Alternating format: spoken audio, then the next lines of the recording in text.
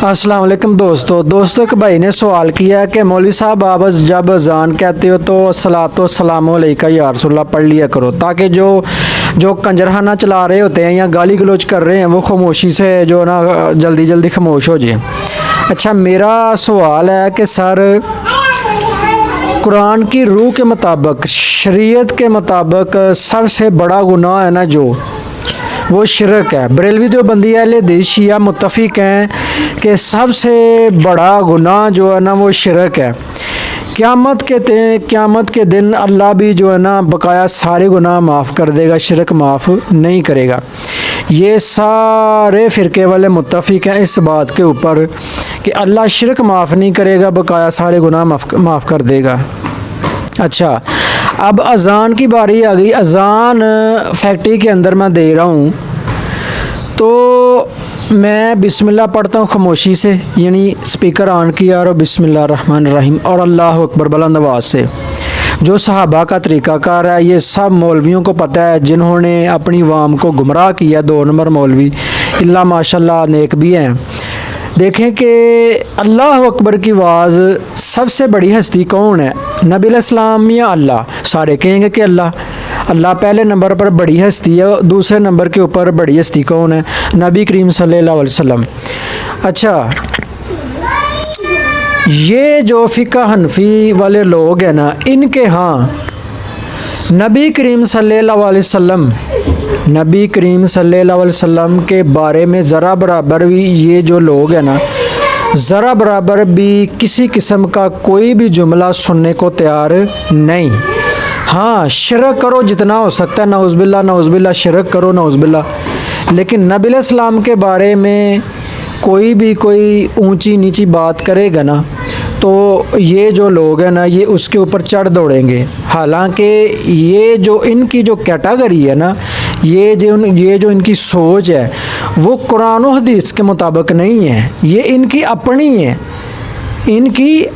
है। मैं एक मिसाल देता हूँ, मसलन मिसाल बाद में देता हूँ। कुरान पाक की आयत है कि अल्लाह और उसके रसूल सल्लल्लाहु अलैहि वसल्लम की इताअत करनी है, ठीक है।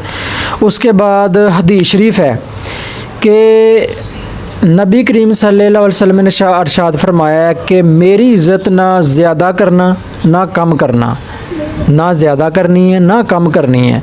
अच्छा, देखें कि ये अल्लाह के बारे में जो मर्ज़ी कहो ये कुछ नहीं कहेंगे। जो इनकी सोच फ़िक्र है, जो इनका मनहज है, नबी अलैहिस्सलाम के बारे में अगर आपने कुछ भी किया तो आपकी फेंटी लगेगी। अच्छा, आप देखें कि रिज़ल्ट निकालें इनका सब का कि भाई गुस्ताखाना अबारतां जो इंजीनियर साहब ने सारी दुनिया को दिखाई हैं वो सारी की सारी अहले सुन्नत के अंदर पाई जाती हैं। ये फेसबुक पेज के ऊपर आज मैंने कम से कम 30-32 जो पेज है ना, 30-32 रेफरेंस मैंने सेंड किए हैं, अपलोड किए हैं। तो सारी की सारी किसके जो फ़िरके के अंदर ये किताबें हैं, सुन्नियों के अंदर, ठीक है। अच्छा, अज़ान की बात ये है कि सर सहाबा ने जिस तरह अज़ान की है ना, मैं उस तरह अज़ान दे रहा हूँ।